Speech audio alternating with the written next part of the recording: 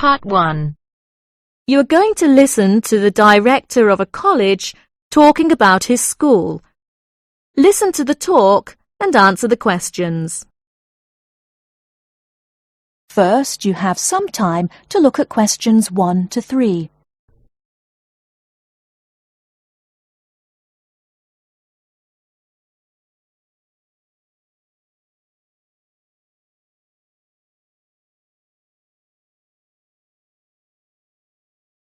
Now we shall begin.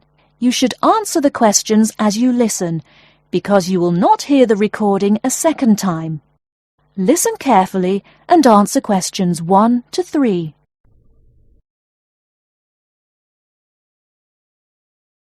Many of you already have a reasonably firm idea of the general subject area you wish to study. Others are more open and searching for ideas. Whatever your situation, I hope you find that we have a course that meets your needs. Our firm aim is to be a student-centred institution with a special emphasis on flexibility. This begins with our attitude to access. We judge people on their motivation and commitment to study as much as, if not more than, formal qualifications. This is reflected in the vitality and diversity of our student population. Some of our students come direct from sixth form or college. Before you hear the rest of the conversation, you have some time to look at questions 4 to 10.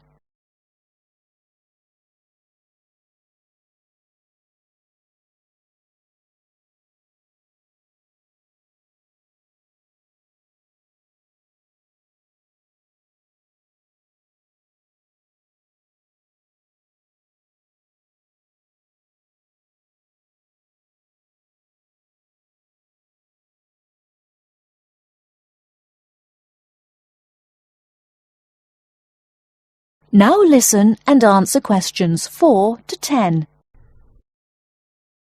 Others are coming into higher education after a short or long gap from formal education. Some are seeking a specific set of skills with a particular job or profession in mind. Others are retraining or studying to give their careers a new direction or dimension.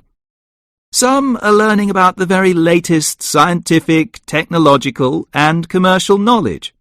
Others are stretching their minds on sensitive environmental, social and cultural issues. Even a casual observation of the mix of our student body indicates that we're close to our aim of being a polytechnic for the whole community.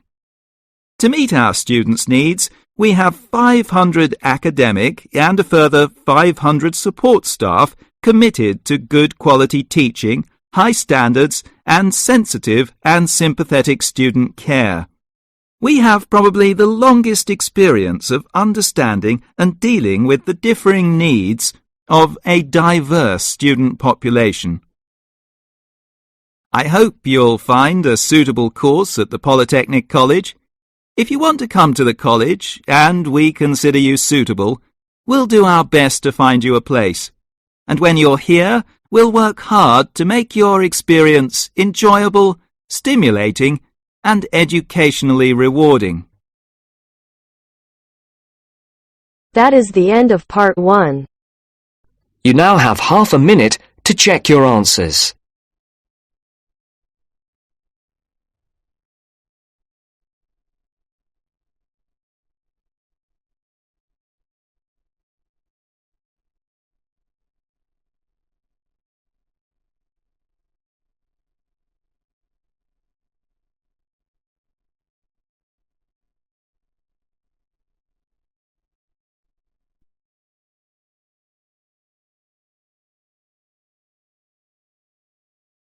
Now turns to Part 2.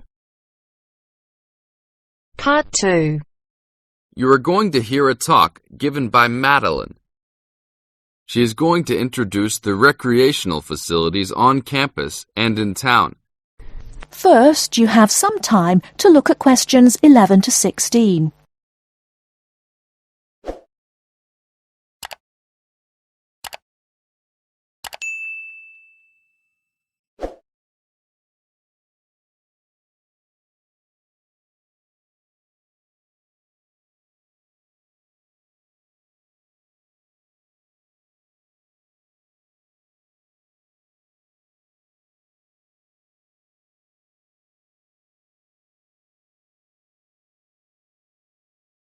Now, listen carefully and answer questions 11 to 16. Well, good morning, everybody. My name's Madeline Stewart, and I'm here to tell you about the recreational facilities available on campus, and also to tell you something about what the town has to offer. You may already know that your Students' Union membership also includes membership of the Sports Union, which provides a range of sporting and recreational facilities on campus, much the same as those in most British universities. The Sports Union has football, tennis, and cricket teams in local competitions. And really, most sports are catered for in some way on campus, even if they're just social matches. In the building itself, there are fitness classes and a full gym, including weights. The Sports Union can also provide cheap tickets to some major sporting events. And to keep you up to date with everything available, there's a weekly newsletter distributed around the campus. You should check this to find out the names and phone numbers of the contact people for each sport or activity you're interested in. Yes, did you have a question? Yes, apart from what you've just said, does the Sports Union offer individual help in any of its activities, for example, in getting fit and healthy? Yes, we do. The Sports Union has a fitness assessment clinic every Friday, staffed by the resident sports trainer, who can provide advice on the best program for you and refer you to various charts. I'm sure you all realize that for any medical assessment or health problem, you should go to the University Medical Service. The sports trainer can also advise you on a suitable training program using the weights. And now on to Ashbury. Before you hear the rest of the talk, you have some time to look at questions 17 to 20.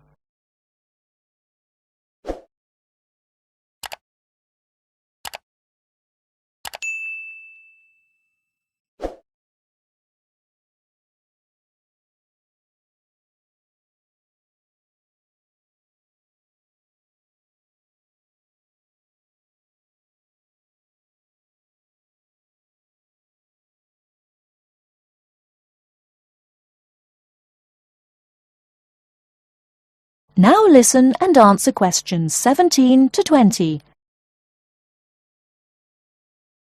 And now on to Ashbury.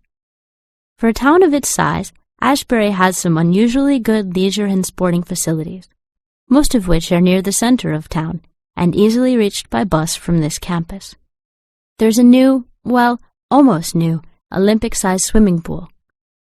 That's not quite in the central town area, but it's only a 5-minute walk from the bus stop. Above the pool, there's a high-tech fitness center that any of you more serious fitness lovers would need to check out.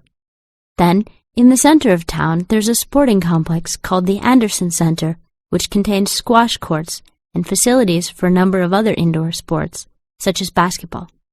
And just around the corner from the Anderson Center, in the main street there, is an indoor bowling alley.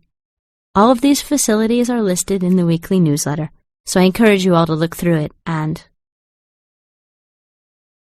That is the end of part 2. You now have half a minute to check your answers.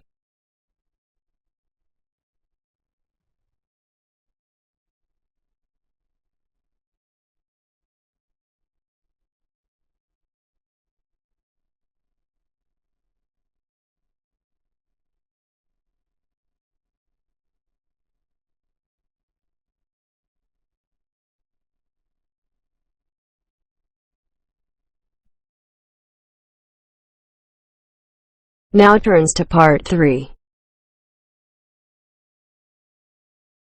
Part 3. You'll hear a conversation among two students and their tutor about the presentation they are going to make at the tutorial class. First, you have some time to look at questions 21 to 26.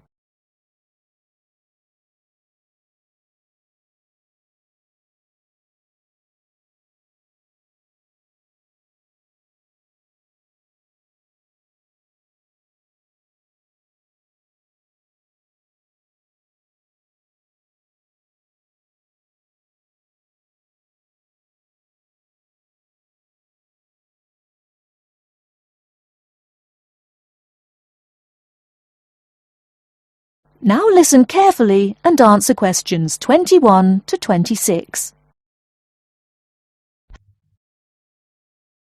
Right, Jason and Karen. How are your presentations for the next tutorial class? I feel a bit nervous. I haven't done that before. Although many of my classmates in the same tutorial group have finished theirs. But I think them a little uninteresting because they just read out their notes. I hope mine will be more attractive It seems you have a higher demand for yourself. As for me, I have no sense of uneasiness because I made one last semester. But I feel no sense of satisfaction about it. It lacked strong arguments, I think. How much did you get for the last presentation, Jason? 83% actually, but my goal for the next one is over 87%. It's pretty good. What is your topic for this one? Strategies for reading. I feel my biggest problem is in the reading speed, rather than vocabulary, which is most students' problem, though. I am slow, especially in reading articles on my major courses. They are complex and dull. Have you found any effective methods? Well, I am not quite sure. I suppose to skim the books or articles is a good approach. Yes, by skimming the book first, you get the choicest parts. It saves a lot of time.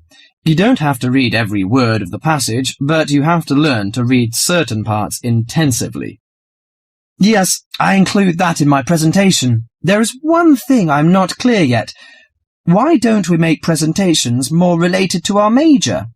Once you learn to write clearly, read analytically, and listen to lectures effectively, you'll begin professional tutorials. That means you should start from the basics. Well, Karen, how is your presentation? Before you hear the rest of the talk, you have some time to look at questions 27 to 30.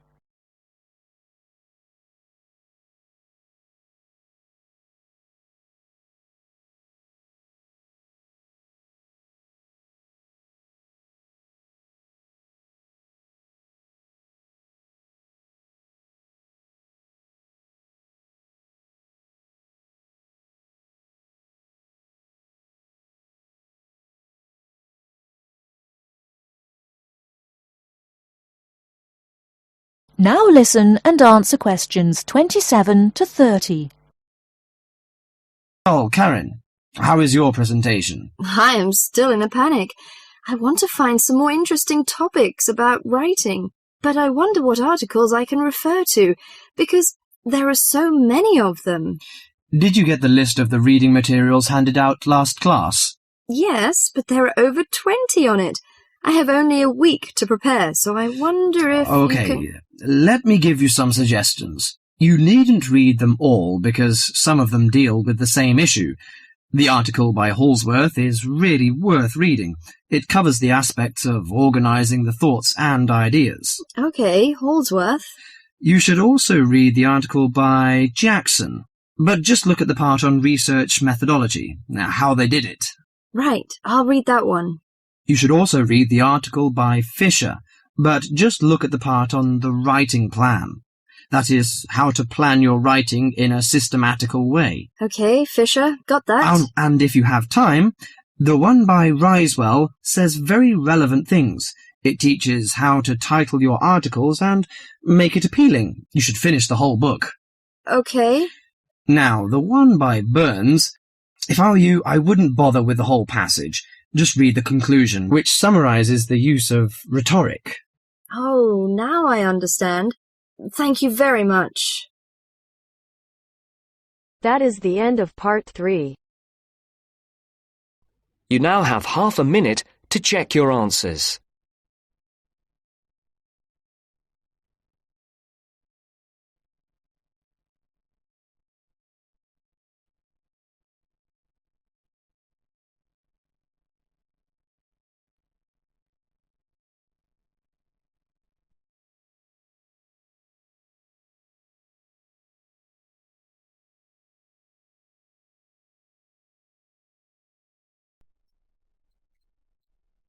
Now turns to part 4. Part 4. Hear an extract from a talk given by a lecturer from Management Department of a university on the topic Job Satisfaction. First, you have some time to look at questions 31 to 40.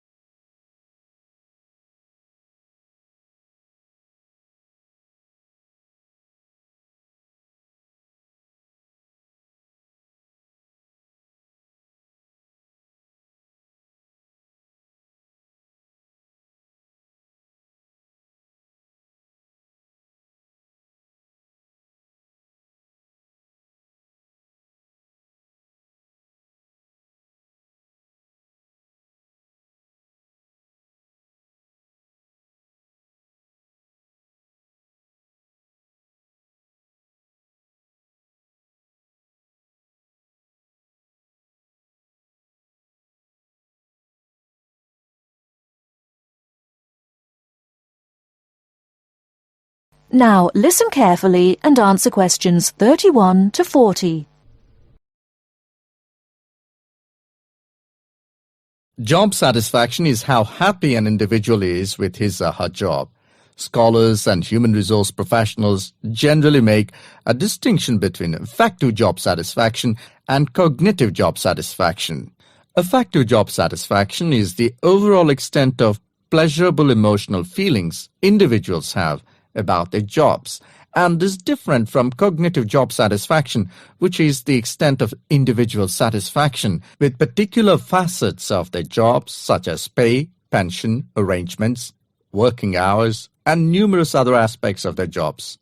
At its most general level of conceptualization, job satisfaction is simply how content an individual is with his or her job. Affective job satisfaction is usually defined as a one-dimensional, subjective construct representing an overall emotional feeling individuals have about their job as a whole. Hence, affective job satisfaction for individuals reflects the degree of pleasure or happiness their job in general induces. Cognitive job satisfaction is usually defined as being a more objective and logical evaluation of various facets of a job. As such, cognitive job satisfaction can be one-dimensional if it comprises evaluation of just one aspect of a job, such as pay or maternity leave, or multidimensional if two or more facets of a job are simultaneously evaluated. Environmental factors. One of the most significant aspects of an individual's work in a modern organization concerns the management of communication demands that he or she encounters on the job. Demands can be characterized as a communication load. Individuals in an organization can experience communication overload and communication underload, which can affect their level of job satisfaction. Communication overload can occur when an individual receives loads of message in a short period of time, which can result in unprocessed information, or when an individual faces more complex messages that are more difficult to process. Due to this process, given an individual's style of work and motivation to complete a task, when more inputs exist than outputs, the individual perceives a condition of overload which can be positively or negatively related to job satisfaction. In comparison, communication underload can occur when messages or inputs are sent below the individual's ability to process them. According to the ideas of communication overload and underload, if an individual does not receive enough input on the job or is unsuccessful in processing these inputs, the individual is more likely to become dissatisfied, aggravated, and unhappy with their work that leads to a low level of job satisfaction.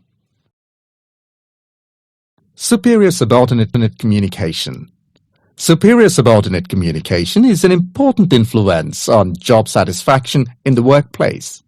The way in which subordinates perceive a superior's behavior can positively or negatively influence job satisfaction. Communication behavior, such as facial expression, Eye contact, vocal expression, and body movement is crucial to the superior-subordinate relationship. Nonverbal messages play a central role in interpersonal interactions with respect to impression formation, deception, attraction, social influence, and emotional bonding. Individuals who dislike and think negatively about their supervisor are less willing to communicate or have motivation to work, whereas individuals who like and think positively of their supervisor are more likely to communicate and are satisfied with their job and work environment. A supervisor who uses nonverbal immediacy, friendliness, and open communication lines is more likely to receive positive feedback and high job satisfaction from a subordinate. Strategic employee recognition. Employee recognition is not only about gifts and points. It's about changing the corporate culture in order to meet goals and initiatives, and most importantly to connect employees to the company's core values and beliefs.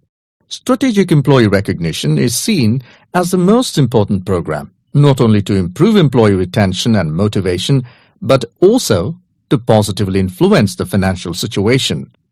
The vast majority of companies want to be innovative, coming up with new products, business models, and better ways of doing things. However, innovation is not so easy to achieve. A CEO cannot just order it and so it will be achieved. You have to carefully manage an organization so that, over time, innovations will emerge. Individual factors. Mood and emotions form the effective element of job satisfaction.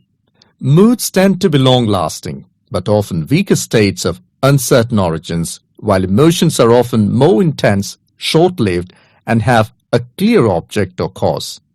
Positive and negative emotions were also found to be significantly related to overall job satisfaction. It was found that suppression of unpleasant emotions decreases job satisfaction, and the amplification of pleasant emotions increases job satisfaction. There are two personality factors related to job satisfaction: alienation and locus of control. Employees who have an internal locus of control and feel less alienated are more likely to experience job satisfaction, job involvement, and organizational commitment. The characteristics like high self-esteem, self-efficacy, and low neuroticism are also related to job satisfaction. That is the end of part 4.